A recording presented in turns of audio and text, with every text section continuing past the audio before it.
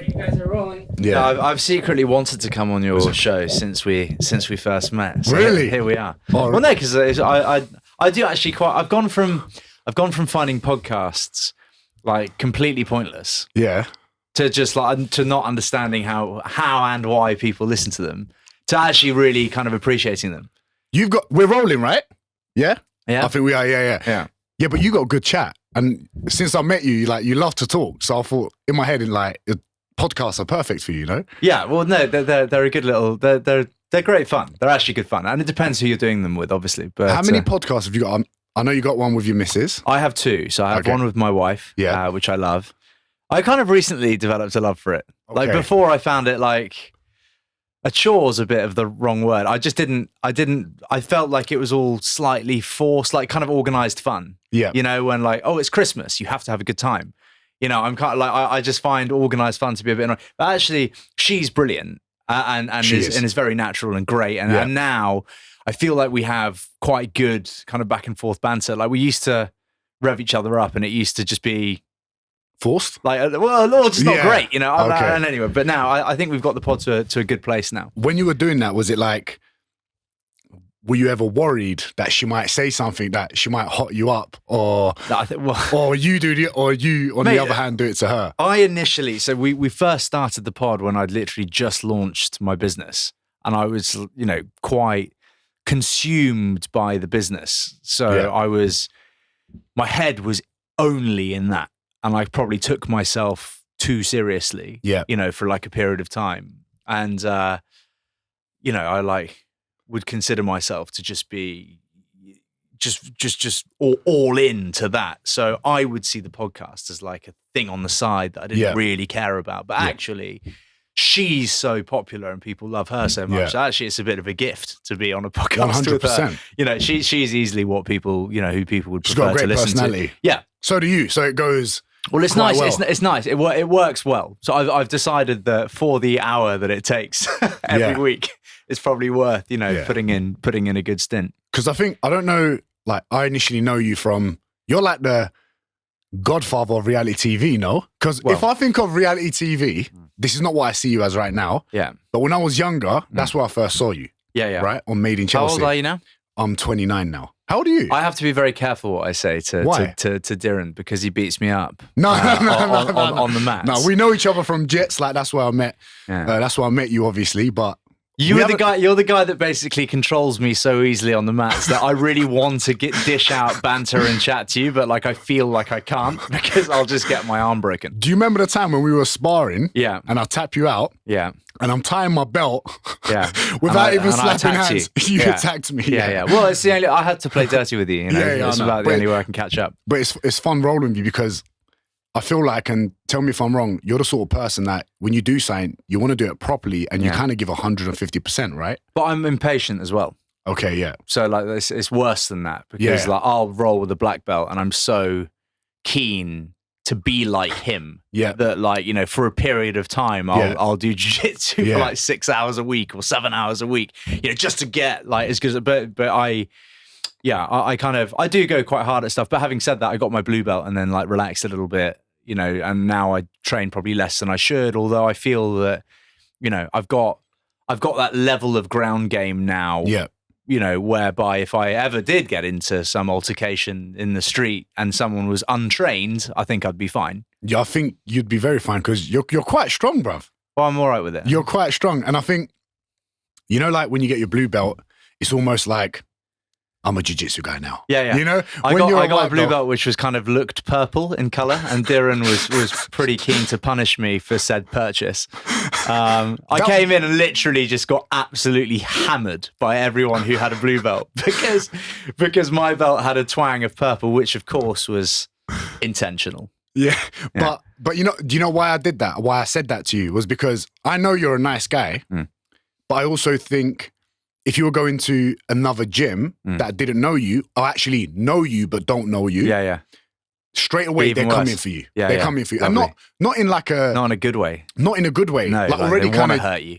yeah, like Yeah. already kind of judging you without knowing you. Which is Yeah. why I think like podcasts Yeah. are the best thing to kind of get people to understand you more because like, Yeah. when I first met you, I remember you. What did you say? You go, so do you think I'm a prick in real life as well? I was like, no, bruv, you're a nice guy, bro. That is part of the problem with having done so much reality TV is that in order for the show to be interesting, you had to create drama. Like if you wanted to be a leading character in the show, Yeah. you had to be at the center Okay. of the drama. Like it's part of the job. Yeah. Like, and it was work, right? You turn up at a certain time, you have, you know, a mark to stand on. You don't necessarily have lines to say, but you have a scene to steer. And if it's all cushy and everyone loves each other, everyone tunes off. You know, tunes off, turns off, tunes I feel out. like you wouldn't have a problem if there was or wasn't lines. I feel like you just... No, you just crack on with it. But like my point is, you know, the more drama could be caused, the better the show, you know, and whether people like, I always saw, and I probably think differently now that I'm a bit, hopefully more mature and older and have kids and I'm settled and have a wife, you know, now I see things completely differently. But that back then I saw love and hate as being a commodity. It was the exact same thing. Okay. As long as people are watching the show, Yeah. I couldn't have cared less if people like me or not. You know, for me, it was kind of like I was really involved in the show. I wanted the show to win awards. I wanted the show to be, you know, watched by everyone. Yeah. If it's boring, no one's going to watch it, right? So But you were the I main pushed guy. it a bit far. Yeah, like, you know, so naturally, you know, people do have preconceptions, and actually, it's almost impossible to get rid of it. Like I've been trying for years now to not be that guy from that show, Yeah. and it's like, you know, Is there an example of like someone, I don't know, talking to you where you know they're still thinking about that moment, whichever moment that was? You get asked sometimes about like everyone assumes that you're really close mates with everyone who's ever done that show. Okay. And like that's just like, you know, are you friends with everyone that you worked with, No. you know, 10 years ago? No. It's like asking, you know, oh, what's Jan up to from ICAP? It's like, Yeah. I don't know, mate. I haven't seen him in 10 years. Do you know what I mean? It's kind of like it's all, you know, and it's not that often, to be honest, that I spend time with people that I don't know. But like, Yeah. you know, occasionally you'll get a kind of like, oh, what's Francis like in real life? It's just like, he's fine. Like, whatever. Like, what do you want me to say? Like, Yeah. I don't know. Yeah, he's great. He does a bit of jits too. Yeah, he's good. Yeah, he is good. He competes like fully now. I saw him. Yeah. I messaged him when he last competed in America. I remember. He's been on the Texas circuit or something but he's like incredibly well. I mean, you're very good as well, but he's very good. He's been doing it a lot longer. I mean, He has, he's very technical. Like he's a competition maniac. I remember Loves it. watching you two spar. That was fun. Well, I think he'll be outside of my reach now. Oh, but he did well. Then it's kind of like, yeah, like back when I think I was a 3 or 4 stripe white belt and he was a blue belt, and he was better than me for sure, but I would get He was more technical. I'd get minor advantages from physicality from time to time. Yeah. And now I probably reckon those are few and far between. But it'd be great when he comes back. Yeah, it'll be good. Do you want to compete? I would love to compete. Yeah, I like competing in everything. Yeah. You should do the English Open. I'm doing that at the end of November. Oh yeah? Yeah, I'm doing that. A lot of boys from IG. Are you going. purple yet? Nah. I don't want to be until You're I holding do. back for a bit. I'm not holding back. I don't want to. I really want to squeeze like the juice out of blue. Yeah. And then really like dominate every blue belt that I see until Lovely. I dominate most purple belts as well. And then I want a purple belt, you know? And I think they'll, like RJ, the big dogs there, they'll know when it's time. And I don't really care. Do they dish out belts easier in Hollywood? Because I see all these like celebrities with like brown belts, and I'm thinking, I haven't seen it here, but what I have seen in Hollywood with like, I mean, I get that they dish them out to the UFC guys, like obviously, right? They're like, just they're killers. machines. Yeah, they're killers. So that's, you know, Israel Adesanya going up through the ranks quickly. Obviously, no worries. But like, yeah, when you see kind of, it's good for sales. Yeah, I guess. I guess it pulls people in. Yeah, because I think it's the fastest growing sport at the minute. Yeah. Well, it's great sport, and now it's everywhere. Now you're getting because it's great because you and me can go at it 150%, and you can go home without a broken nose. Yeah. Well, it depends. Well, I did a bit of boxing from time to time, and it was, and I had that fight against Wayne Bridge that I lost for. Shut up! Have you? Yeah. I fought Wayne Bridge for Sport Relief. I've got him on next week or the week after. Yeah, he's a machine. Is he? Well, yeah, I mean, maybe not to you. I don't know. To me, it was slightly he alarming. was a machine on the pitch. Well, yeah, I mean, he's a professional athlete who's probably more competitive than me. And I was told that he was like this wimpy footballer, and he's not. He's not. At all. No. Like they were like, so I stepped in with 6 weeks left till the fight because Yeah. somebody bailed on it, probably because they found Yeah. out that Wayne was the total machine. And yeah, they were like, will you take this fight? And I was like, oh, what kind of training am I going to get? They were like, we'll set you up with England camp and like 3 hours a day, every day. And I was like, yeah, great. Well, I'd love the experience anyway, right? Of like learning how to fight that quickly. Yeah. You know, because now I reckon I've got, you know, again, a basic level of boxing that would, you know, is worth having. You got bloody striking, you got BJJ, you're pretty much an MMA fighter, mate. I'm not quite sure it fits with everything else that I do. But no, I like to think that, you know, I'd be okay in a problem. But yeah, so the Wayne Bridge, that I got to a level where I was sparring, and you're coming home with your nose, you know, sideways and blood everywhere and black eyes. And, you know, when you're working in TV or, you know, public facing or raising money or in any kind of meetings, you just look, you know, violent. Yeah, Like, yeah, you do. know, even though you're just training for, you know, something for charity. So yeah, it never quite suited Did me. you have the to boxing make a thing. weight as well? No, we just had to be like, it was pretty vague. We had to be around 80 kilos. I was 80 kilos on the nose. They say that he was too. He looked heavier to me. He's yeah. He's a unit. Yeah, he is. And also he's like straight down the barrel. So like there was no messing around from him. It was just like straight down the barrel. And I thought to myself really early in the fight, I was just like, I've got to cause some damage in round one, or I'm not gonna like get through this, because he was just so perfect. Yeah. And anyway, I have great respect for him. I lost the fight. I didn't go down or anything, but I think he was quite nice to me in the last round. And even though you've done, you know, just countless hours of sparring, you know, you gas because you're not used to it. You know, big crowd, and you know that however many millions of people are watching it or whatever, or will watch it. And yeah, it was quite the experience. I was like very fit at the time, but your fight experience isn't there, and it just dissipates from you. Of course, because you just lose it all. Yeah. But anyway, because the lights are on, it's different sort of pressure. Yeah, you know yeah. what I mean? That's why I'm excited to compete, because I've never competed. Yeah. Well, I think you'd be very good at it. You're always quite calm on the mat, calm but destructive. I appreciate that. That's it. You're like a kind of a carpet. You know, like if you rolled out Turkish one of those carpet. big carpets on someone, there's very little you can do. That's you. My guy, that's funny. What? Yeah. What? You do a lot of things. Yeah. I met you doing BJJ. Yeah. Then you did some next shred with Sean Stafford, right? Yeah. I was just with him today. Oh, wicked. Yeah, he sends his love, by the way. Oh, wicked. He's a legend. He's a legend. What? I call him B-Tech Fernando Torres. Oh yeah, God, he does look like him. Yeah. What was that for? It was for Men's health. what was So that, that- just that- for a photo shoot, or was there something else? No, so that cut was just for men's health. And like, you wouldn't advise anyone to kind of lose weight that quickly. Like, I was on a pretty severe calorie deficit for, you know, I think it was 10 weeks that I had in total.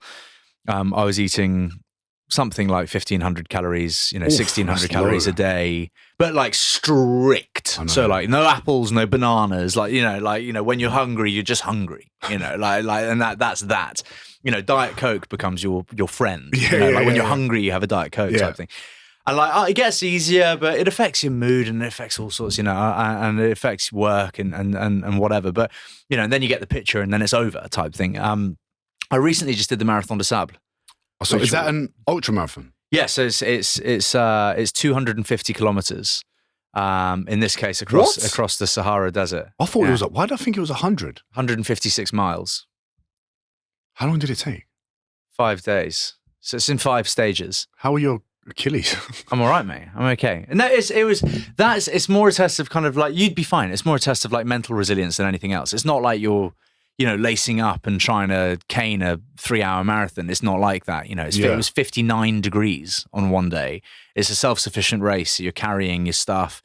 Like, so you're kind of marching / very slow, you know, jogging for the whole thing. It's more like oh wow, we're chipping away these kilometers like pretty slowly. We've got a whole week of it, so. Did you do it? Did you have anyone join you to support you do it? There was 770 people who started, about 350 finished. And no, you kind of pick up mates along the way. And also like you always go out there usually with someone and you think like, you'll do the whole thing together and you just don't, So can you sleep in that? How does it work? So like, yeah. So every night there's a set of bivouacs. So it's like they're not tents. Mm-hmm. They're like tarps, I suppose, that are set up so that wind can, because there's kind of sandstorms and stuff. You're in the middle of the desert, so like it's set up so that it's not just going to like rip off in the night. So loads of air can pass through it. It's like a slight shelter. Yeah, and you sleep. You're pretty keen to get to sleep, to be honest. You're quite knackered the whole time. There's no cold water. There's no bathrooms. The food is just horrific. You carry all your food with you for the week.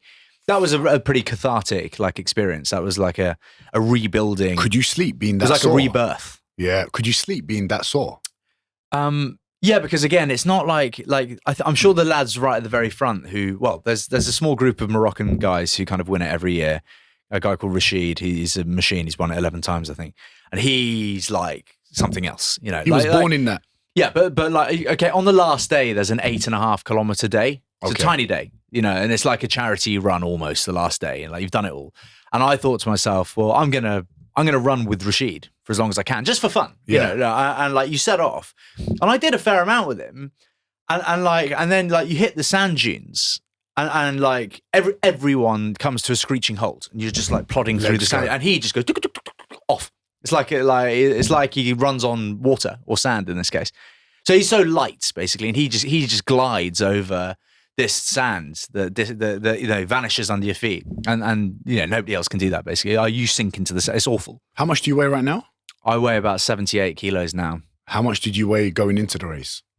So I went in at 82, I think, and I came out at 74. Jesus. But you're on a mad calorie deficit there as well, because you actually can't physically eat the food that you've brought. So they make you take a minimum of 2,000 calories a day, which doesn't sound like a lot, but you won't eat the 2,000 calories in a day, because you're like your body is quite wrecked from the distances covered, and it's really hot. So like you're liquid calories or so you might have a shake or those gels, or if I did it again, I would take about half of the food that I took, and I would just take gels and milkshakes and stuff, because you mix that with water, so you get your water in with you and just the powders and stuff. Whereas I was carrying around chili con carne and shit that weighs a ton. Oh no! Dried chili con carne. It's disgusting. So who prepped that though? You or they did? No. So you buy it's like trekking food. Okay, yeah. But it's it was kind of, it's a bit grim at the end of the day. When on day 4, it's a double marathon. It's 82.5 kilometers in one day. Yeah. So it took me 14 hours and 40 minutes to do just that one leg. And it was up a mountain and all sorts, and during the day and at night. It was really shit there. You get back, you don't fancy a chili con carne. Yeah. You fancy just like sleep. What was the main reason? Like you were like, I need to do this, or I'm going to do this. This is why. It's described as the toughest foot race on earth. And I love all that stuff. If you tell me that something's, really hard or unachievable, I guess different people have different levels of what they find to be extraordinary. Like we're not all the same, right? And I'm not saying that I'm better than anyone else, but for me, some things that some people achieve is like a green light for me. I really want to do it as well. A lot of people. Would you say you're special? No. I just think people are geared differently. But it's kind of. But your mindset is different, though. But a lot of people, think that running a marathon is a lifetime achievement. A lot of people think that running 10K is a big run, and that's great. And it depends how hard you kind of push yourself. For me, I'm really interested in pushing my body and kind of mind to extraordinary limits. I find that it's like, well, turn on's the wrong way to put it, but that excites me. I find it good fun. I enjoy it. Like being in that pain in the desert. I found it a really interesting building exercise. I feel like I came out of the desert much stronger than I went in. Yeah. And that excites me. I like that. It's like a building block. Yeah, no. You like that with business? Yeah. Like I'm obsessed with my business. I don't use the word lightly either. Like I know that the word obsessed is a negative word. Like to be obsessed with a person is not great. To be obsessed with anything is kind of, it's like overload almost. But yeah, like for me, if my business were to collapse now, I can't even explain the pain it would be. It wouldn't be like a nuisance, or obviously it would be financially an issue, and it would be, you know, I'd be letting down investors and stuff. But actually, from an emotional level, you know, I've poured my heart and soul into this thing now for, you know, 2 years of actual running the business, maybe a year prior to getting it all going, and you know, aside from my family and my wife and kids, it's been, you know, my life. I've valued it more than some of my friends, you know, and if some of my friends are listening to this, they'll know, right? You know, it's kind of like I've gone off the grid and become obsessed with it. And, you know, were it to just suddenly implode, what do you do next? You know, I spent most of my adult life wondering what I was going to do, you know, because actually like the main Chelsea stuff was great, but like I only ever saw that initially as like, you know, a lily pad into perhaps being a TV presenter. How old were you when you got in? 20, I think. 19, 20. Do they take advantage of that? Yeah. They do, innit? Well, no, it's like, look, they're all good people. They also want to make a good show, right? Yeah, of course. There's duty of care, and they're very good at caring for. But they know what they're doing. Yeah, look, of course. like, you know, some people are really badly affected by being on reality TV. You know, like it's not a normal thing to put yourself through. Like, I guess to some degree, even though I'm not a sportsman, I kind of understand it. Don't necessarily agree with it, but I kind of understand it when some of these sportsmen at the moment and sportswomen feel enormous pressure to succeed. And sometimes it messes with their mental health and they have to withdraw from events and stuff. And, you know, some people don't understand it. But when you go, you know, we weren't an overnight success in the same way that, you know, some of these sportsmen are, of course. But like all of a sudden people are talking about you and they know who you are, and you might get hundreds of DMs a day, and some of them might be really horrible and really negative. And for the first time, you kind of feel like your actions are being considered by people that, you know, you wouldn't ordinarily be considered by. So for some, and in my hard-headed, almost arrogant, self-centered nature, I never cared. Always found it quite funny. And so you push it, and like I found it quite almost entertaining, and that's the point of it. But like some people, do you think that was like a defense mechanism? Yeah, some people reacted terribly to it. You know, some people, you know, some of the girls on the show, for example, like some people are really nasty about their appearance, and it's like, why am I getting this hate about how I look? You know, like on a daily basis. So it makes them shy, it makes them anxious, it makes, you know, and all of a sudden, you know, every time they're filming, then they're thinking about how they're being received. So look, there's all of these shows, you have to clear all kinds of hoops, you know, to be in these shows. But, you know, I don't think anyone can quite understand the effect it could have on your mental health prior to doing it. I think I was one of the lucky ones, but ultimately, a lot of my behavior, I kind of regret, and a lot of what I did on the show was only for entertainment purposes. But don't you think if you didn't do that, you wouldn't be the way you are now? Yeah, I guess, you know, there's always a silver lining in that, you know, if you have lived life in a certain way, you kind of know, you know, if you've lived on both sides of the fence, it's easier to pick a lane. Yeah. You know, at least you're not wondering what it would be like to be a certain way. Are you actually from Chelsea? I don't actually know where you're from. Where are you actually from? I was born in Grantham. Where's that? It's up near Nottingham. And your family's from there? My dad's from Sheffield. My brother's from Sheffield. I was born in Grantham. My mum's from Zimbabwe, which is awesome. Like, I feel very at home in Africa. I know that's a weird thing to say because I've got really nothing to do with Africa other than my mum is Zimbabwean. But whenever I'm in Africa, I love Africa. I love African nature. I love African culture. I've spent a lot of time in Africa. Like living as there? an adult. Yeah, no, but no, we have a foundation. So my brother lost his life when he was 22 on Mount Everest, and he was the youngest Brit at the time to reach the summit of Mount Everest. Shit. And I was 10 at the time, and we have a foundation in his name. And doing the Marathon des Sables was to raise funds for that. Oh, amazing! We put about 4,000 kids through education and housed them, and we've built safe areas for them to live. But you know, Africa, I suppose you know your money goes further in Africa. It's easier to have more of an impact, I suppose, in Africa. But also the kids are, they're just great kids. You know, I have kids of my own, and like they can be really whingy. You know, like my son is 3, and you know, kind of if he doesn't get his way, it's I'm not. I absolutely love my son. Of course, yeah. They go through stages. These kids where they're just they want things. They don't say please. They don't say thank you. They whinge a lot. They cry a lot. They have these little hissy fits all the time. Yeah. And from being in Africa and working with the kids that we look after, some of whom are infants, you don't get any of that because they don't have anything. It's poverty, right? They're just happy with nothing. They're happy with nothing. And actually, it makes you think. Well, maybe I should take all your fucking toys away. Yeah. Man, like but it is interesting. And I'm sure African kids cry, and I'm sure they probably also have fits and meltdowns. But like, it's less apparent because they're just happy to, have each other. And it's always interesting. And actually, it's part of the reason I loved the Marathon des Sables so much, even if it was just for 6 days. You're kind of. Not that I give a shit about my social status, but that's just gone, right? Okay? Like, you have no money, you have no social status, and no one gives a fuck who you are, and you're just in the desert, and you have a finish line to get to every day, and your mental resilience is going to be rammed through the roof, and you either do it or you don't do it, and that's the end of it, And is that why you like jiu-jitsu as well? I love jiu-jitsu because it's, well, as you said, it's like an art form, and it's so handy. In fact, every time I watch a film now, like even I went to see Bond, right? You see the fight scenes.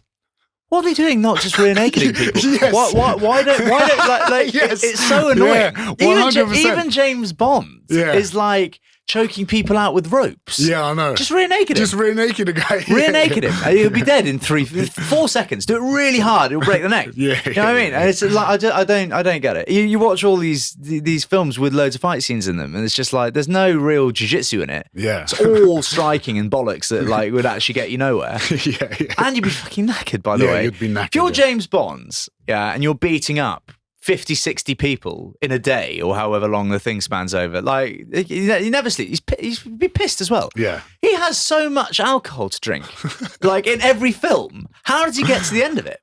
Standing. Yeah, and he wins every time. Yeah, I know. Yeah, it's all, I realise it's for cinematic. Of course, but purposes, still. But that's still, how you think when you do a martial art. If I had a single martini, like a full martini, and went to try and beat someone up, there's a good chance I'll lose. Like, you know what I mean? James Bond's got it down to an art. Yeah.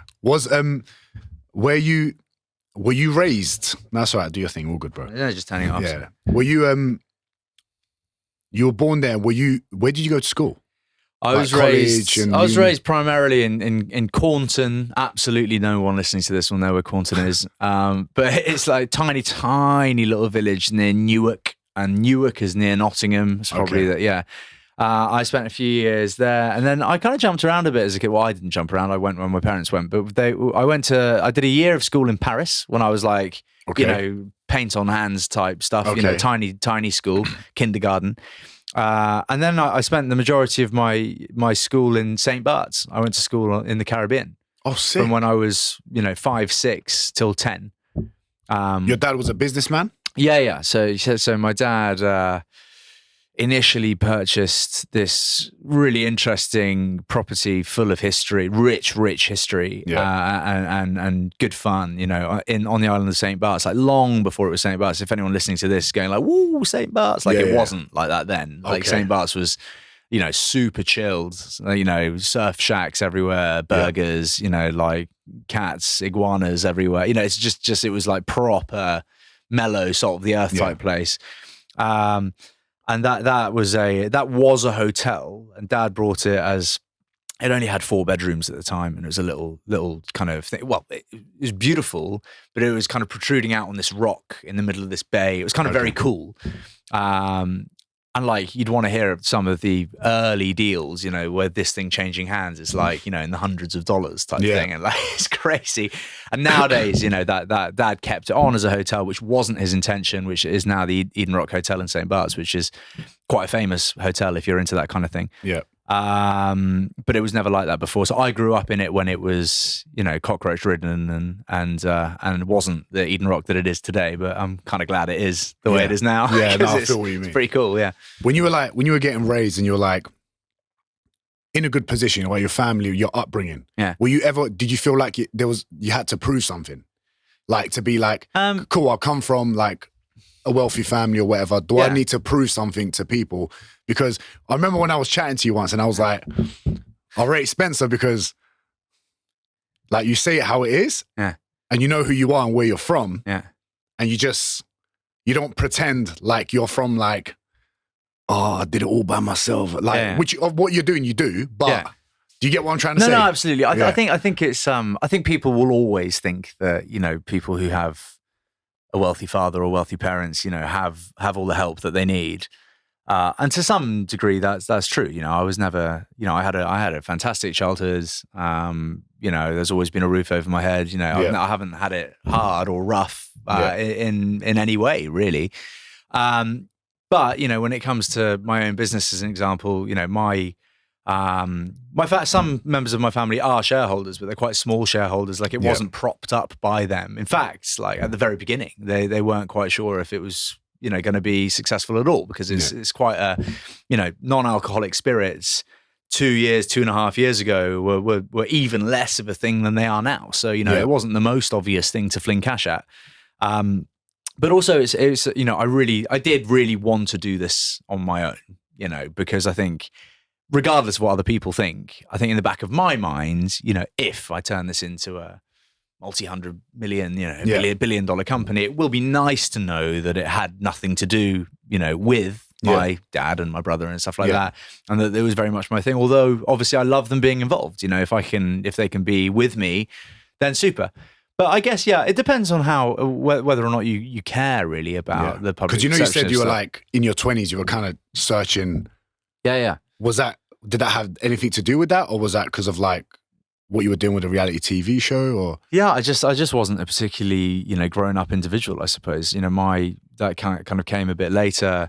I abused alcohol for just years and years. I found it so normal to drink to excess, you know, all of the time, and maybe I just had, you know, circles of friends that also found it normal. And I had jobs, you know, as a trader in the city where it was pretty standard to drink at lunch and drink after work, you know, every day. And at the weekend you'd go out, and during the week you'd take clients out. You know, it was just like to have a beer in your hand was, you know, really normal. May as well have and you're okay talking about this, like you're. Yeah. No, but like how hard was it? Like how much drinking are we talking? Are we talking like at ICAP in particular? Yeah, it was really bad. Like it, you know, I would drink between 5 and 10 pints a day. You know, really? Yeah, at ICAP. But that was that like that's not me sneaking off. That was just like that everyone was what we did. It. Not everyone was doing it, but you know, but you're surrounded by all the new lads that were there. You know, in our first month, we were made to go out every day with different desk heads, and like, I mean, these guys they drink like fish. It's fucking amazing, actually. Like they just knock them back, and then they go back to the office and just conduct their business. Carry on. No, it's unbelievable. And actually, like, you know, it took meeting my incredible wife to kind of realize perhaps that I drank, you know, more than your average bloke, you know, and she binge drinks from time to time. You know, she'll go out with her mates and get turned over and come back, you know, and then won't drink again for a few weeks. Yeah, that was not me. You know, I could drink, you know, 5, 6, 7 pints, and I wouldn't slur my words. I wouldn't have a wonky eye. Nothing. I'd just be operational at that level. So like really high functioning, basically. Yeah. And you know, that's if you didn't have, you know, whiskey and, you know, whatever. You know, so you know, I used to be quite heavy, you know, like we don't really know each other. I was 93 kilos at one point, and you know, I was my weight. Yeah, but I didn't look like you. You know, I was kind of, you know, I was pretty porky. I had a 30 size. You know, I probably shouldn't say that people with a certain waist are porky, but I felt porky myself. You know, I had a, you know, I'm a size 32 waist now. I was a size 38. You know? Okay. I was just, you know, a ballooned version of myself. Yeah. And it was just propped up by alcohol. And actually, for me, it just killed my drive, and it kind of killed my ambition. And like, I am naturally confident, so like in the back of my mind I've always felt like, you know, I will be a huge success at some point. And that began to dissipate quite badly, like in my so I started to think like, shit, actually, if I don't get my act together, like I'm not gonna be this guy, you know. Like and I you know, if I don't train and I don't look good and I don't feel good and I'm not healthy, you know, why would I land some job as a big presenter, which is what I used to kind of want to be? And, you know, they're obviously just going to give it to the next guy or girl. So I just, I had a bit of a revamp. I went completely sober for about 2 years, best 2 years of my life. And then I began to kind of moderate a bit from time to time and have the odd glass of this and that. And actually, I realized in doing that there really wasn't any point to me drinking at all. Like, it didn't get bad again or anything. Yeah. I just kind of thought, it clouds my judgment. It makes, and my business obviously is is CleanCo that sells, non-alcoholic spirits. And I just came to the conclusion that actually, like, I prefer, like, if given the choice, I prefer not to drink alcohol. Yeah. So it numbs you out, like. I just like even little things, like, if I had a couple of glasses of wine with dinner and I'm supposed to be rolling at 6:30 the following morning, I would find a reason not to roll. I'd just be like, actually, I could use that extra hour in bed. I'll get up at 8, and I'm up at 8 and I'm in the office, no problem, bushy tailed. But like, I would cut corners if I drank at all. Yeah. Like a beer would affect me. Like if I have a pint of beer today, I might smoke a cigarette and I might just be a bit lazy, and I might, instead of going out for dinner, I might just watch a film. Whatever. It will just affect me. I'll have a knock-on effect. Yeah. When did you meet your wife? On The Jump. On the what? The Jump. It's a TV show. Oh. So it's a TV show called The Jump. It was on Channel 4. It was actually great fun. And so they take 2000 and I want to say 2017. Okay, cool. Yeah, that's about right. And we were both selected to be on The Jump. It's actually really funny. So they take Olympic athletes or professional athletes and television personalities or comedians or whatever. Yeah. So Jason Robinson was on it, and Gareth Thomas was on it, rugby players, and Lewis Smith from the gymnast, the British gymnast, was on it. So a bunch of like professional athletes, and then us, and they take you out to Austria, and you compete in a kind of Winter Olympics style show. So they're just normal, they're Olympians, but not Winter Olympians, and they teach you how to ski and blah blah blah, and the people that lose each round have to ski jump, and whoever ski jumps furthest stays in the competition. And then it whittles down to I think it's 3 finalists, and then you just ski jump, and it's the longest jump wins. And yes, I did win. And you met her there. What? And you met her there. Yeah. Okay. So she was on the show. She actually injured herself. She ruptured. She tore her, I want to say, ACL. Okay. Yeah. Just before we started the live shows, actually. So that was a real shame. But she did tell me that if I won, that she would date me. And I won. So do you reckon, because she seems like, when I look at her socials and stuff, she seems like, I know, she's got presence. You can see that. Yeah. Like, you can feel that energy. She's a hard Irish. There's no messing around. And do you think guys like, say, us, do you reckon we need a woman like that to kind of be chill? I respect and appreciate her so much. So yeah, I mean, for me, there's always been, and this is absolutely no disrespect to anyone that I've gone out with before, but there's always been quite a high level of respect with her. I don't run the show, and I kind of feel like I have in the past, even if that's not the case. In my mind, I've always ran the show. Yeah, and it's been about me. And I'll do what I want. And it's kind of like I've always been a selfish guy. And with her, it feels a bit different. She's. I have huge respect for her work ethic, and she can't sit still. She works so hard. She's genuine. She cares. She's the most fantastic mother. Yeah, she's just. The fact that my kids are going to turn out like her is a fucking win for me. Do you know what I mean? So there's just a shitload of love, and it's not about, it has been, our relationship, like any other relationship, has had, of course, speed bumps in the road. But I think there's a mutual level of respect now that makes us. Because the truth is, like, someone like yourself, right? Any girl that's going to try to move to you, say before, it'd be very easy. Like, it sounds bad, but the truth, like, a lot of people would just be like, okay, yes. I guess it's just not that like you would do that on purpose or anything like that. Yeah, which is why I'm like, it's nice that you found someone that's. I just have a huge amount of respect for her. I guess, like, respect to me is almost as valuable as love. Like, you can love some of your friends, right? Yeah. But you might think they're a bit useless, in some elements. I was asked actually recently by someone, what do you value more, being admired, assuming you are admired by anyone, like being admired or being loved. And I said, well, in my opinion, it's kind of easier to be loved than it is to be admired. If you're a big bushy-tailed, fun guy who's kind and considerate and whatever, and has a big heart, then, people are going to love you, if you have a good sense of humor.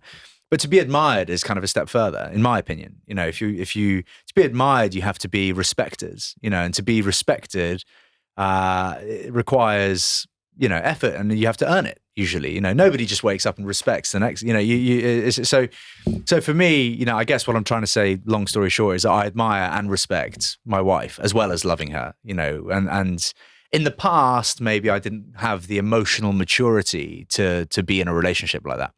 Or it wasn't the right person. Yeah. You know what I mean? That's a nice little recipe. Hey, clip that, yeah? That was a good bar. That was a good bar. I'm going to send that to your wife. Yeah, She'll love that. Oh, my God. So after that, did you feel like when you decide like you want to get married, you want to have a family and all that stuff? Yeah. I'm not going to lie. There's always a bit of worry in my head personally. Yeah. I do want that one day, right? Yeah. There's always a bit of fear that it will slow me down. Yeah. Does it? It doesn't slow you down. No, I think it's about how you prioritize things. And I've had to learn on the job with this. There were times when CleanCo felt like it was taking over, and my wife would just say to me from time to time, like, do you realize that you're never here? And, do you know that, you're putting your business before your kids and stuff like that. So in that respect, like, yeah, it could be considered that it was slowing you down, but not to get too deep, but it's very important to find balance in life, particularly married life. And if you are just spearheading down a particular lane, I'm sure there's plenty of time for that, but there's also lots of time for other things that matter, being in a good headspace and having good mental health and being happy is as important as being really driven and successful. You see a lot of people who are incredibly driven, incredibly successful, but they're miserable. Yeah. Right? Like, I know a lot of people that spend 12 hours a day at a desk. You can't possibly tell me that you're enjoying your life. Fuck that. Yeah, exactly. So, it doesn't matter if they're earning, 5 million quid a year. It doesn't matter. Great that you're that successful and that you're that important. But, if you can't enjoy the simple things, like, your daughter's first steps or, watching your kid learn how to swim, if I'm being completely honest, I never thought that kind of stuff would matter that much to me, because you kind of take it for granted. It's like, well, of course my son's going to be able to walk at some point, right? Why do I need to see his, like, or when people are really trying hard to teach their kids how to use a fork when they're really young, it's like, they are going to pick it up. You don't have to rush that. When have you ever seen an adult that can't use a fork? So it's gonna come. But now you're there getting excited when he does it. Yeah, right? but now my wife showed me a video this morning of Theodore swimming, from her to the side of the pool without touching the floor, with no armbands or anything, and it's great. It's cool and it's fun. And I think when you just slow down a bit, it's actually really nice. That's good. I can feel that from you. You get really happy every time when I mention and stuff, and I want that one day. I don't know when. Yeah, but you're how old are you? I'm 29. Yeah. Still got. Yeah, but you're fine. I got cracking with all that when I was when I was 30. Yeah. Yeah. Does it motivate you? The family? Yeah, like the kids and stuff. Does it motivate you to be like, oh, I want to make sure There's an added layer of pressure. Right now, like when you have kids, you may need a bigger place to live. Yeah. Like they're going to go to school. They need prams and all not that. And this is the bit where everyone just assumes that my family will give me everything. They don't. I earn my own money and that must be so annoying. Hey mum, will you buy me a pram? She's going to be like, fuck off. Use my Amex. Yeah. No, exactly. The black one. So kind of like all this stuff adds up. Like it really adds up. I was with Sean Stafford earlier, as I said, and he looked at me, we were training, and he said like, having kids is really fucking expensive. like having kids is really expensive. And I was like, yeah, it is. And it does add up. And actually, coincidentally, my wife said the exact same thing to me as well today. She called me and she was like, all this stuff really adds up, like swimming lessons and, we're like, and look, I'm not for any second suggesting that we don't have a nice life. Like, we have help with the kids because we're both very busy. We have someone that helps us, clean the house and blah, blah, blah, but when you like if you were to do an Excel spreadsheet of outgoing cost on a weekly basis, it'd be fucking alarming. You know what I mean? Don't show me. No, so it's kind of like, you know, so there is an added pressure to perform, I suppose. And it does motivate you, but, you know, the pressure that I never felt that before. So when you're, you know, charging ahead with a TV career, if it messes up, you just do something else, right? Like, or like, you know, if you get fired from your job as a trader, I'll just find another job as a trader somewhere else or whatever. You know, I was never worried about that. You know, that never even crossed my mind. Yeah. Whereas now, like, your business implodes, it's like that's going to affect your family. You know, even though thankfully my wife is very successful in her own right. So that's always a plus. Yeah, that's a good balance. Yeah, well, you know, I can always lean on her. You know, if my business implodes, darling, lend us the card. You know what I mean? Lovely. Do you like that she's involved in involved in that sort of like because first time today I Googled you first time. Yeah. And there's pictures of you and your wife, right? Yeah. And people taking photos of you guys just walking around in a park on holiday, and I'm thinking, fuck, this is crazy. Yeah, it's like it's less than that. I mean, they're far more interested in her than me. So don't get really. Yeah, I think so. Yeah. I mean, it's kind of hard to tell like who they're there for, but I would assume it's her. She's very public facing. She's a radio DJ, and she's kind of always, you know, red carpet stuff. I would say she's in the public eye. I've been on a, you know, successful TV series, but I haven't been on that show for ages. You know, I can only assume that I'm irrelevant to people.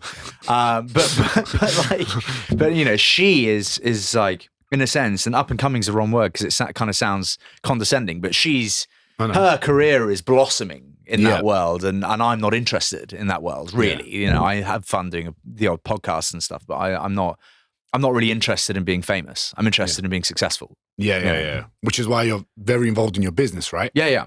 How did the idea come about? That's why I'm here today. I mean, the Diren Kartal show. I'm still waiting for my package, bruv. Yeah. We'll send you some. We'll send you some. I'm joking. I'll buy some. It's everywhere now, no? It's looking pretty tasty. Yeah, we're in Sainsbury's, we're in Morrison's, and there's a couple of other quite famous supermarkets that you've certainly heard of coming up. You know, the whole shelf thing. Yeah. Do you have to like pay extra to be on like a decent shelf or something? Is that true? So there are gondola ends and stuff, and if it's a particular kind of promotion period and you want to be in a particular place or perhaps even just at eye level, then yeah, because you know obviously it does make a difference. Yeah. Like if you're walking through a store and you're not there to shop no and low alcohol, which is you've got to assume as most people, having something on your eye line is quite important. Yeah, of course. It's very rare actually that you'll ever go to the bottom shelf to look for anything if you're not there for it. So yeah, being at eye level is a cost. Being at a gondola end is a cost. Having your own, you know, promotional freestanding display unit is a cost. You know, it's all to be considered, but it's well worth considering stuff like that. You know, cutting corners on stuff like that is, in my opinion, ill-advised. You know, like you need to be seen. You know, if you can be, to use an old Coca-Cola saying, if you can be within an arm's length of desire, that's only going to benefit you. But you're the face, right? And it's the perfect face, really. Unfortunately, currently. No, I'm only joking. Yeah, for now. Well, in the UK, you know, we're a US business now as well. So we're over in the US. I'm not the face over there because nobody knows who I am. But your story, I think, sells it more than anything. Yeah, I guess. I don't personally think my story is that different to anyone else's. It's more like, you know, this is very much, you know, products have, you know, come to light and have arisen out of people's desire to be healthier and make better decisions when it comes to drinking alcohol. You know, like now, if you wanted to go out and have 5 gin and tonics, you have the option of having 2 of them clean. You know, I'll have 5 gin and tonics in the course of the night. I might have 2 clean gin and tonics, maybe as well. You know, when you start to feel a bit jaded or hazy, you know, maybe switch to a clean G&T. By that point, you won't be able to tell the difference. You know, and it's kind of like I'm a big fan of alcohol-free beer. You know, I love a Heineken Zero. I love a Peroni Libera or, you know, Lucky Saint or whatever. Because for me, you know, going back to the olden days where, you know, you drink 5 to 10 pints or whatever, that's 20 bottles of beer. Yeah. I've only tried, Guinness sent me something once. The Guinness Zero? They sent me, and then I got an email saying, don't drink it. No, this was like, I don't know, maybe last year or something? They had a product recall. So they had... Oh, you would know. Your competition. Yeah. Yes. Well, I mean, Guinness have a little bit more brand heritage than us. So yeah, but you know, and it's in beer, not spirits. But no, they had a nightmare. They released And obviously being Guinness and being Diageo, Yeah. you're on shelf wherever you want, right? Straight away. So they have deep market penetration from day one. Yeah, okay. So they don't have to fight for it. We have to fight for it. We have meetings and calls and follow-up calls and new products and innovation meetings. And you know, like, you need to list this, you need to list that. And you get ignored, by the way. Really? Like, oh yeah, they don't even answer the emails. And you've got to be that like nagging person almost, and you just push it. And then eventually you get all the distribution. If the brand is cool. But essentially, yeah, Guinness don't have to do that. Guinness just go, this is Guinness Zero, you're taking it, boom. And it's in everywhere, you know. Oh, wow. But that means, you know, if there is a problem, it's a big problem straight away. You know, you're in crisis management if there's any kind of issue, because then you're in product recall territory. So you've got to call it all back.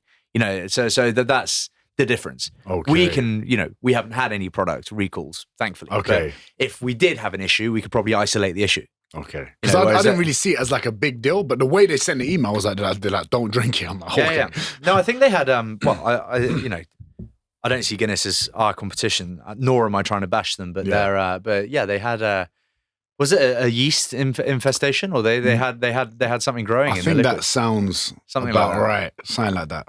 It just goes to show when there's no alcohol in the liquid, it goes off, right? Yeah, So you have to use some preservatives, some cleaner than others, and you need to get the levels of those right. And, you know, obviously too much preservative makes it, you know, harmful to drink. So, you know, you need to be very, very careful with it. And they obviously got it wrong. How did you come up with the idea? Were you just like... Alcohol-free beer was a big part of it. You know, why don't alcohol-free spirits exist? Yeah. And one night I was at a dinner party and I was offered, I'd been clean or sober for 3 months. And I was offered a non-alcoholic gin and tonic. And I'd never heard of that before. And I thought to myself, that's really cool. And it came, and it was kind of different, and it felt like a grown-up, you know, drink that was sophisticated and didn't taste like a gin and tonic, but it didn't taste like tonic either, right? It was like it was an elevated tonic water, and it was really interesting.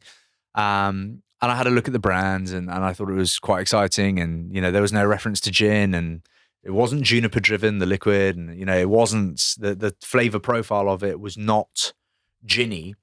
And I thought to myself, well, why wouldn't we make a non-alcoholic gin? You know, and I just got really excited by the idea of it. And it was kind of like that, you know, I told you that I wasn't quite sure what I was going to do outside of TV. Yeah. That was the moment where I knew exactly what I was going to do outside of TV. So like it literally hit me, and I was like, I have to do this. Yeah. And I'd done no research into the market, didn't know if it was something that people would even want. Just I wanted it. Yeah. I was just like, But that's what I meant. Like, I think it fits so well to your story with going out, partying, all of that stuff. And like, kind of, now that's your way of kind of like helping loads of people to not booze as much, right? I guess, yeah. But, you know, before, if you weren't drinking, it was, you know, you're pregnant, or maybe you're driving, or whatever. You know, it was always a kind of really unpopular choice. I think a lot of people now are making a conscious decision to drink less. You know, that's, you know, whether that be health driven, well, it is health driven, but whether that be health driven, or because, you know, people are just looking to moderate or completely cut alcohol out of their lives. You know, it's my personal opinion that, you know, alcohol will obviously always play a part in all society, but, you know, it will, in my humble opinion, go down a little bit of a smoking route. You know, like you know, the day drinking, you know, pubs and bars publicly will, in time, not in the immediate future, become more of a negative thing, in my opinion, than it currently is. Yeah. I think the younger generation want to share their experiences, you know, whether that be online or whatever. And, you know, typically when you share yourself publicly, you'd want to put your best foot forward, and that's very rarely when you're hammered. You know, I think back when I was growing up, or when we were growing up, you know, being the last man standing in raffles when the floor's really sticky was, you know, pretty high end. You know, that was kind of, you know, it was almost like a badge of honor to always be, you know. I find it now though, like the youngsters are going way too fast, in the sense of, like I went for a walk in like Wandsworth Common, and I saw like these 15, 16-year-olds, and there was one on the floor face down. And I went over, I was like, I pulled him up. I'm like, are you all right? And he was off his face. On drugs? Had to be. And I said, what are you on? I'm calling the ambulance. His friends start coming over. They start panicking. Please don't call the police. I pretty much said, shut up. Rear I said, naked joke. be quiet. Yeah. I said, be quiet. I said, whatever you've given this kid, he needs an ambulance. So like, I called like the police and then they came and then they sorted it out. The only reason I did that is snitches get stitches in East London, but they didn't know what they were doing. And I feel like our phase is like, you start drinking and then if you try other bits, you do that later on. Whereas I feel like now it's just full they're on. going straight in. Like a festival, 18 years old, MDMA pills, whatever it is, overdosing and this and that. Yeah. And now it's like so fast, which is, it's good that there's almost more stuff like your company happening to kind of push people slightly, I guess, in the right direction. But I think the younger generation are also just naturally drinking less. Obviously, there'll always be people that go out and, you know, destroy themselves and get messed up. But actually, there's an alarming amount of young people, and I don't know how often you interact with people who are 10 years younger than us. I certainly don't, you know, that often. But when you do, you kind of get a vibe from them that drinking is not cool. Like from time to time. It depends where you are, obviously, but you know, like I can remember having conversations recently, which like, you know, I've got a younger nephews and nieces and all their pals and stuff, and like you'll talk about, you know, that they'll just be talking about different stuff than what I was doing at their age. And, you know, if you ever do throw in, you know, some spicy story from, you know, when you were growing up, they kind of look at you like you're a bit weird. It's like, you know, it's definitely not. They're becoming more hipster, isn't it? Well, you know, and they're all starting businesses really young and they're all doing, you know, what appeared to me to be interesting things. But, you know, I think it's a choice and it will always be a choice. But at least now there's something to replace that moment, right? So like, you know, for me back, you know, if the sun was out and, you know, 3 p.m. came around, it's gin and tonic time. Boom. You know, and it's not like a trigger or whatever that word is, but you know, it's like a habit. It's like, you know, at the end of some people at the end of a work day have a cigarette. Yeah. You know, and that kind of in their mind is just like, oh, it's 5 o'clock. Boom. I'll have a cigarette. I'll go home. You know, like people do it all the time outside offices. Yeah. And it's kind of, it's a habit, and like breaking habits is really hard. Yeah. Right? So a lot of people struggle to break habits, but if you can replace what it is that's detrimental to your health, or the thing that you're looking to change, with something similar that isn't detrimental to your health, then that's the kind of market, in my opinion. So, you know, now when I feel like a gin and tonic, I just have a clean gin and tonic. And to me, it tastes similar and it does the trick. And I still have to open the bottle, boom, and I get that, gives you that feeling buzz. Of like, oh, I've had a nice day, or you know, and the ice cubes hit the glass, ding, ding, ding, ding, and make the noise. And you slice your lemon, and you know, it's the same ritual, it's the same experience. You know, like a lot of the time, I don't feel like I was drinking to get drunk. It was just part of my day. You know, like so. That's How much of cleaning code do I have to drink to get boozed? You can't. There's no booze Not at in all. it. Yeah, it's non-alcoholic now. Oh, it's because at one point, at one point it was 1.2. Okay. And, no, but even then, so at 1.2%, which is when we launched, that's neat, and you wouldn't drink a non-alcoholic spirit neat. So you'd mix it, and by the time you mixed it, it's 0 point something. So no, you'd be well, we actually figured out at one point, and I can say this now, I think, because we don't sell it anymore, but the 1.2 stock, you could have drank 2 full bottles of the gin neat and still driven a car legally. Oh, really? Yeah. So that's no, cool. you were That's good such a great way to market it. You were good to go. That's such a good way to market it. And how many calories? We now sell non-alc stuff, so you can drink as much of it as you want. So what are the calories? It's about 10 calories per serve with double serve. So double shot is between 10 to 13 calories depending on the spirit. I'm definitely... This is funny. It's going to sound like I'm doing an ad. I don't do ads, but most of my audience, it comes from like fitness. Yeah. So there's probably going to be a lot of people now going to try it. Well, that's which great. Is good. Well, that's wonderful. Which is good. Thank you. Which is good. Which is exciting. Much appreciated. Would you do, and are you still doing a lot of like TV stuff? Like, would you be up for doing loads of, because I know you've done a lot, innit? Yeah, I've done quite a few. What was a crazy, or the one that you enjoyed the most? I enjoyed MasterChef. I like MasterChef. I like cooking. Oh, really? Okay, sick. I came second. I actually came second twice.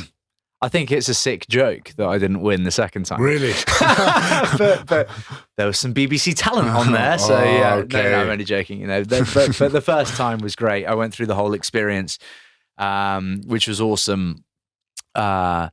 But all these shows take ages, like now with kids and stuff, it's hard, right? You're filming, some of these filming days, you'll be out from 6 a.m. until, 8 p.m. Oh, shit. Several times a week, for 8 weeks. Yeah. So it's kind of like, look, and my wife can do whatever she wants, to be honest, but it's kind of like taking on a show like Strictly or MasterChef or The Jungle or whatever now is kind of selfish. In our position, because it's like you are literally just dumping, family life for, a shot at becoming slightly more famous. Yeah. Have you done Strictly? No, I haven't done Strictly. It's no, your boy Jamie did it, right? Yeah, he did. Yeah, he did very well. Yeah, he did well. Yeah. I've done MasterChef and a few other bits and pieces. Hunted was great. I did Hunted with Jamie. That's when you're basically you become a fugitive and you're on the run from the police.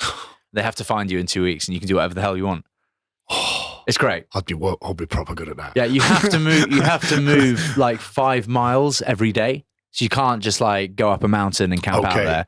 Yeah, otherwise you just go up to the Highlands of Scotland, and there's no chance of finding you there. But no, you have to move each day, and you have a set amount of money. So you've got I think you got 150 quid for 2 weeks. But you're legit on the run. Yeah, you're not. You can just knock on strangers' doors and will you help me out? And it's good. That was fun. And you did. I'm a Celebrity. Did I'm a Celeb very briefly? Yeah, I was thrown out of The Jungle. Can you say why? Were you on the actual? Yeah, no. So I was in for a couple of days. I mean, I'm not sure we need to re-earth it. I had been, not Sean Stafford, but another trainer that I was on had given me some Anavar. You'll know what Anavar is. Yes, of course. Yeah. So not that you take it, I don't know, whatever. But no. I was given some Anavar in preparation for a charity boxing fight, not the Wayne Bridge one. Okay. And I had some pills left, and I was asked by them if I wanted them to be given to me in The Jungle, and I said, well, yeah, sure, why not? And then on day 3, I think they said, oh, actually, these pills are illegal in Australia, even though my personal trainer had given to me in London. And they just said, look, we can't pull you off the pills because we understand that if we did, you could have an adverse reaction to being pulled off these pills. And I was like, what? Anyway, so we disagreed, but they sent me home. And the headlines were that I had to leave the jungle on my own accord because I was having withdrawals from steroids. No. I mean, have you seen me? Yeah, no. And mate, I was a juice head, a roid head for like a while. Were you fuming? That was a hard thing to shake. And that's bullshit as well. Yeah. So I was just thinking to myself, yeah, well, you can't go up against them, right? Anyway. Was that a moment where you were like, I was pretty disappointed with the way I was treated. Yeah, I would never have left that jungle. Yeah, without the crown, that is. Yeah. And I was pretty pissed off at the time. Yeah, that I had to basically jump on this bomb, and it was their mistake actually to begin with. So. I don't know. I'm not here to bitch about that. But, no, I know. But yeah, it was kind of like, now whenever I post a picture of myself looking good, it's like, roids. Yeah. It's like, roids? Like, fuck you talking about? It's funny because every prick in Australia is an Anavar. I know. Especially Australia. No, mate. But it's also just like, I don't know. I was stupid not to have done my research, but to be honest, I would have taken anything that my trainer gave me at the time. He gave me these pills. He was like, it'll make you look ripped for the jungle. Yeah. And it was good. So that I was young and pretty stupid at the time. Yeah, but you know what? It's mad because I understand that. But this is the thing when it comes to the fitness industry where, no offense, you maybe at that point probably didn't know enough about that sort of stuff. Mate, whereas it's our responsibility in that industry to kind of move you in the right direction. I won't name and shame, and I accept responsibility for my actions, but like my trainer literally gave me these pills and was like, you should just take these. It's like, was it from a franchise gym? Yeah, it was from a not a franchise gym, no.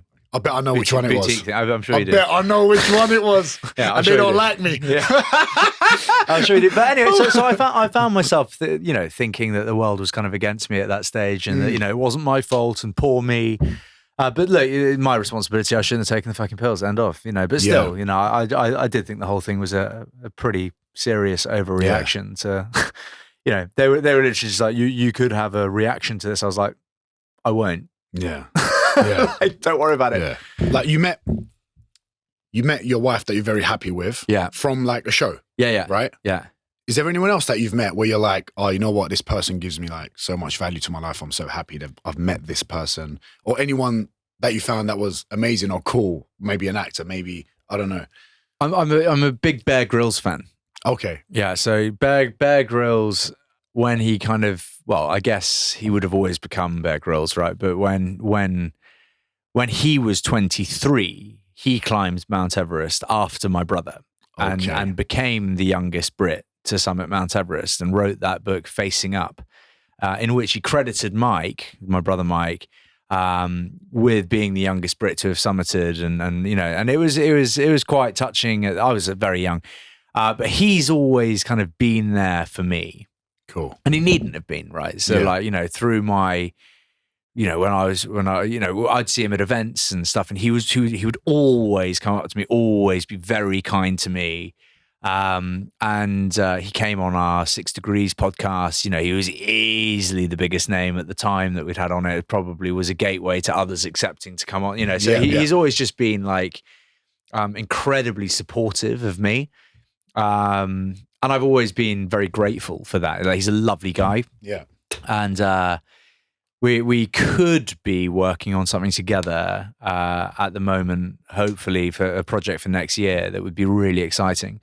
And I just, you know, if he ever was to hear this, you know, just big shout out to him. He's just such a lovely guy. My wife won Mission Survive, his show, so he knows her as well. And he's always just taken a real kind of, you know, when people ask you questions about like, oh, you know, how's your family and stuff, and you think, it's legit. Everyone's fine. Yeah, you know, he like cares. Like, he actually wants to know like how Vogue is and how are the kids, and like he's a genuine person who's lovely. So I hold him in very high regard. That's good. That's good. And what's next? Other than the business, like, is there anything you want to? Because I know you're doing the ultra, and I know you love all this fitness stuff and jits. You're probably like slowly working towards like your purple belt, maybe competitions and all that stuff. Was there anything that you're like, oh, you know what? Because you can tell you're naturally like competitive, which is great. Yeah. I actually love competitive people. I don't know. I just get along with them so well because you just want to surround yourself with those sort of people because it just pushes. It's good energy, isn't it? Being competitive, as long as you're not bitter when you lose. Exactly. No, next, I focus on the family. You know, I love my family, very lucky. And, you know, I think business, the US side of the business, I would like to do more ultras. I really enjoyed the Marathon des Sables. There's a few that I'm eyeing up that I'd like to do. But just staying fit and healthy, mate, and cracking on, you know, nothing, I feel like the plate's always quite full, so I just want to enjoy it. That's good. Big man. Thank you for coming on. I really appreciate it. No worries, brother. Everyone knows where to find you anyway. But you want to tell them anyway. And also, you got a big shout out your company, bro, where they can get it. That's super kind, man. So yeah, my Insta's at Spencer Matthews, and the company's is at CleanCo, all one word. So yeah, and the website is clean.co if you fancy your first non-alcoholic spirit. There you go. Boom. Thank you guys for listening. Peace and love. Thanks for coming on, bro. Cheers, guys.